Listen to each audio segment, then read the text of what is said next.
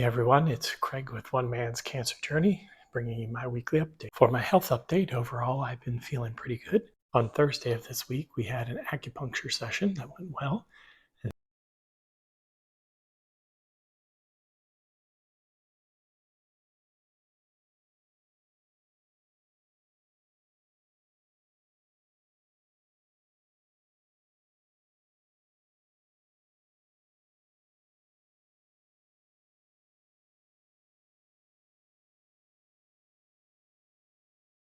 And we celebrated my daughter Abigail's graduation from the University of Central Florida on Saturday.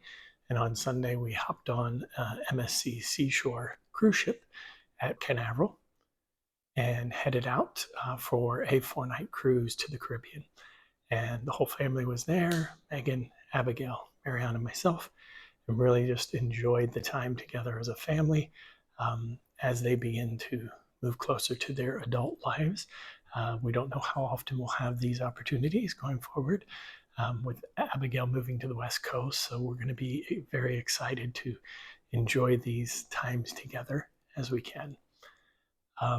This week, I thought I'd speak a little bit about hitting a second milestone, and that is my second Christmas with cancer. So it's a little different from last year. Last year, we were diagnosed in August, and at first, I didn't know if I would make it to Christmas, and that was a goal. And the gifts that I gave were meant to be ones that, if I didn't survive cancer within the year, they would be good memories for my family. And so it was a very tearful Christmas for me, very emotional. While we were fighting the good fight, we were just uncertain of the outcome. For this year, we're feeling a little bit more optimistic. Obviously, we'd love to be in remission, but we've gone a full year of treatment and we're not seeing significant changes to the worst side. We're seeing things being controlled by the medications that we're taking. Surely would love to have kind of a end in sight for treatment and moving into a maintenance mode or full remission, but that doesn't look like it's in the cards at this point in time. So we'll just continue to fight. But we are more optimistic and excited. And so this year's Christmas is probably a little bit more like Christmases before cancer, more of a celebration. Certainly celebrating that I'm still here, but celebrating that while it's not the choice that we would love to have to be continuing fighting cancer, I'm still alive and I'm still able to celebrate milestones like this with my family. And so I'm grateful for that. For my gratitude moment this week, I am grateful for live entertainment. One of the things that I really enjoyed on the cruise this past week was the live bands, the music, and the entertainment in the evening. Growing up, I was very musical, sang in choirs. I was in marching band in high school, did theater, continued some theater in college, and really kind of missed that and always wondered, like, is that a route that I should have explored? And I knew that it probably didn't pay the best. And, I was a little bit more logical of what type of role could I take on that would allow me to, afford a good life and support a family.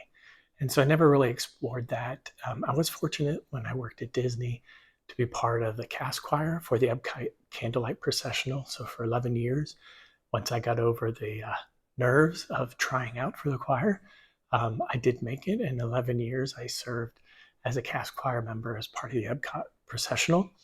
And probably that was one of the hardest things when I got laid off from Disney was not being able to participate in that event because it was something that brought joy. And I enjoyed being able to sing and do it in a group environment and to hear the Christmas story on a regular basis. So I'm really grateful for live entertainment. We do go to Dr. Phillips as part of their Broadway series and just really enjoy shows and admire the people who have taken the courage to say, this is what I want to do with my life. And it's a career choice for them and they're successful at it.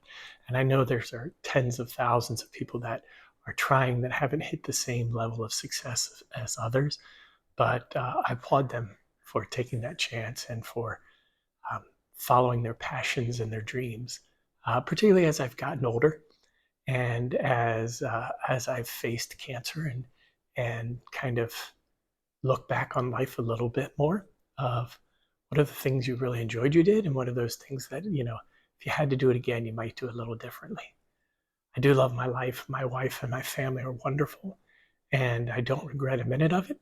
But you do wonder every once in a while, what would have it been like had I tried to do this, or even just did a little bit more local theater. So maybe we'll see when we're through with this disease or into a maintenance or remission mode.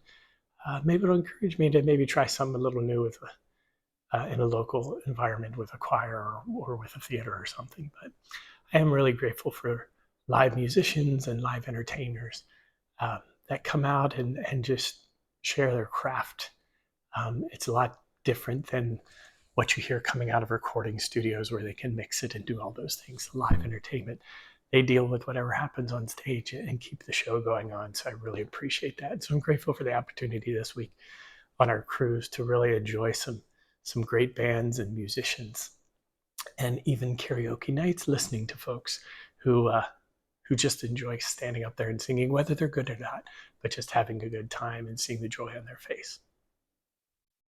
My name's Craig with One Man's Cancer Journey, and I wish for you the happiest of holidays and a blessed week.